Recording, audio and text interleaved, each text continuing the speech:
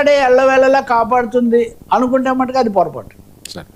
Sir Jaganmohan Reddy గారు మరొక వార్త హల్చల్ అవుతున్నది. ఆయన అసెంబ్లీకి వస్తారా? ఈరోజు కౌన్సిల్తో కొత్త వ్యూహం రచించారు.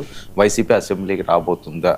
వచ్చే ఛాన్స్ ఉందా? అదే జగన్మోహన్ రెడ్డి అసెంబ్లీ కౌన్సిల్ సభ్యులు, ముఖ్యంగా కౌన్సిల్ ఎక్కువ ఉన్నారు, కౌన్సిల్ లేవనెత్తుంటారు. కౌన్సిల్ సభ్యులతో పాటు అసెంబ్లీ సభ్యులను కూడా రమ్మన్నారు, సమావేశం ఏర్పాటు చేస్తున్నారు. వ్యూహాత్మక దిశానిర్దేశం అక్కడ చేస్తారు.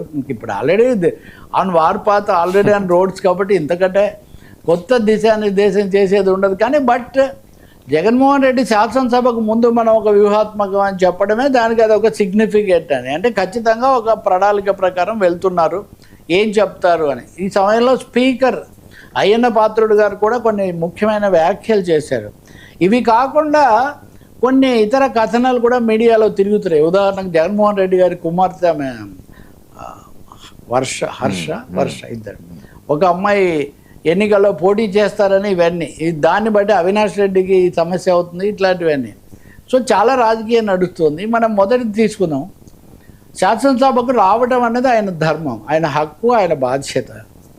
రావడము రాకపోవడం అంటే ఇప్పటివరకు రాలేదు, ఇప్పుడు ప్రత్యేకించి వస్తారా అనడానికి ఆధారాలు ఏమీ కనిపించట్లేదు. నేనైతే అనుకోవట్లేదు శాసనసభకు వస్తారని. కానీ శాసనసభ దగ్గర నిరసన ప్రదర్శన చేయాలి, శాసనసభ దగ్గర ఈ అంశాలు మీడియా దృష్టికి తీసుకురావాలి అని ఆయన దిశానిర్దేశం చేశారు. అలాంటి ఆలోచన చేస్తున్నారని చెప్తున్నారు.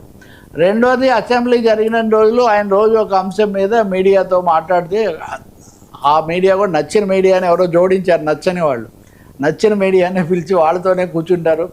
అస్మదీయులు తస్మదీయులు అంటే రెండు రకాలు కదా. సో ఆ మీడియాతో కూర్చొని చెప్తారని.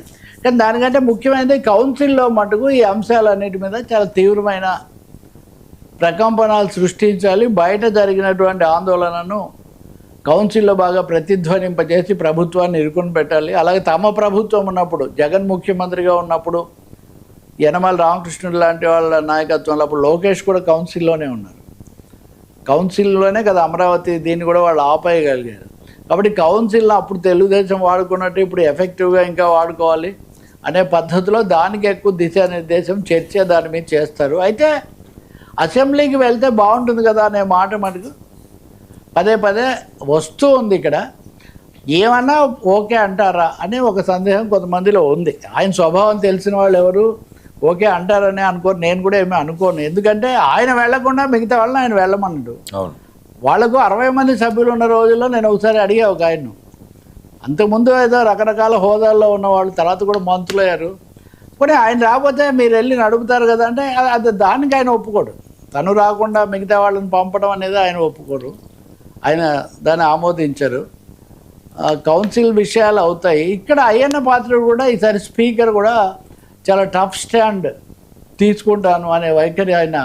ఒకటి, శాసనసభకు రాకపోతే జీతం ఇవ్వకూడదు, జీతం ఇవ్వకపోతే వీళ్ళు ఎవరేం వరి అవ్వరు, వీళ్ళంతా వాళ్ళ లెక్కలో ఈ జీతం అనేది ఒక పంట కిందికి కూడా రాని క్యాండిడేట్లు ఎక్కువ మంది. సమస్య అది కాదు, కానీ ఒక శిక్ష చర్య.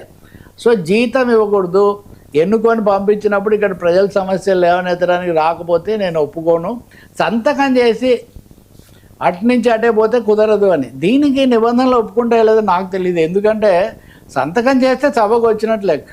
ఎవరైనా 24 గంటలు కూర్చున్నారా లేదా దాన్ని ఎవరు చెక్ చేయలేరు. ఇప్పుడు వాళ్ళ సీటు దగ్గర కెమెరా పెడతానని కూడా అన్నారు. వాళ్ళ సీటు దగ్గర కెమెరా పెట్టి ఎంతసేపు ఉన్నారు ఎంతసేపు లేరు అని. దీనికి సభా హక్కులు ఒప్పుకుంటాయా, సభ్యుల హక్కులు ఒప్పుకుంటాయా? ఎందుకంటే వర్మగారు చర్చలో ఎంతసేపు కూర్చున్నారు, ఎంతసేపు రిలాక్స్ అయ్యారు, లేకపోతే ఎంతసేపు అనేది అది వ్యక్తిగతమైన అంశమే అవుతుంది. అది పూర్తిగా అట్లా ప్రతి సభ్యుడి దగ్గర పెడితే ఎక్కువసేపు కెమెరాలో కనిపించిన వాళ్ళు ఎక్కువ కూర్చున్నట్ట, ఏమీ మాట్లాడకుండా రోజంతా కూర్చునే వాళ్ళు కూడా కొంతమంది ఉంటారు. సో నేనంటే ఆక్షేపణ కాదు, నాకున్న సందేహాలు చెప్తున్నా. అది చట్టం వేరు, రాజకీయమైనటువంటి ధర్మము, నైతికత, రాజ్యాంగ నైతికత అది వేరు. అది ఇప్పటివరకు ఆయన 2 ఏళ్ల నుంచి అది మాట్లాడుతున్నా, అది జరగలేదు. కానీ తప్పకుండా ఇప్పుడు అమిత్ షా గురించే మాట్లాడాం కదా. అమిత్ షా గారు ఉదాహరణకు ఆయన, నేను ఛాంబర్కి వస్తున్నాను, నా ఛాంబర్లో కూర్చుంటున్నాను, సభకు వస్తున్నానని అంటున్నారు. ఆయన సభలోకి వచ్చి మాట్లాడకపోయినా, అందువల్ల సాంకేతికంగా అది సాధ్యం కాకపోవచ్చు, కానీ ఎస్టాబ్లిష్ చేయొచ్చు ప్రభుత్వం మటుకు దాన్ని ఎస్టాబ్లిష్ చేసే ప్రయత్నం చేయొచ్చు. రెండోది కౌన్సిల్లో మటుకు కథన రంగం చాలా భీకరంగా ఉండే అవకాశం అది ఒకటి చాలా ఎక్కువగా అది కనిపిస్తుంది. అది అయిన తర్వాత ఇంక మనం చూడాలి. నా ఉద్దేశంలో సభకు వచ్చి మాట్లాడి సభాముఖంగా ప్రజలకు తన అభిప్రాయాలు చెప్తే చాలా బాగుంటుంది. ఇంకోటి కూడా చెప్పొచ్చు, జగన్ శాసనసభకు వస్తే ఒకడున్నా కానీ ఫోకస్ ఉంటుంది. అందులో ఏమీ మీడియా పరంగా నెగిటివ్గానో పాజిటివ్గానో ఫోకస్ ఉండకుండా పోయే ప్రసక్తి కూడా ఏమీ ఉండదు. అయితే వాళ్ళ వాదన ఏంటంటే హోదా ఇవ్వలేదు కదా, హోదా ఇవ్వకపోయినా అంత సమయం ఇవ్వాలి మాకు అని. ఇక్కడ సమస్య సమయమా హోదానా మనం చెప్పలేం, కానీ ఏదో పేరుతో వాళ్ళు రారు, అదే మళ్ళీ చర్చనీయాంశం అవుతుంది. కొన్ని ప్రజా ఉద్యమాలు ప్రజా సంఘాలు కూడా చలో అసెంబ్లీ లాంటివి జరిపే అవకాశం చాలా ఎక్కువగా ఉంది. ఈ పీపీపీ అంశం మీద చాలా తీవ్రమైన ఇది వస్తుంది. నిన్న సిపిఎం శ్రీనివాసరావు విశాఖపట్నంలో విషయాలన్నీ తీవ్రంగా పెట్టారు. అలాగే కన్నబాబు మాజీ మంత్రి, అమ్మగానికి ఆంధ్రప్రదేశ్ అన్నట్టుగా తయారైంది. అన్ని వ్యవస్థలు కూడా వాళ్ళకి అప్పగించడమే కాకుండా 1500 కోట్లు వయబిలిటీ గ్యాప్ ఫండ్ కూడా పెడుతున్నారు అని ప్రతిపక్షాలు చాలా తీవ్రంగా విమర్శ చేస్తున్నాయి. మరి అసెంబ్లీకి వెళ్తే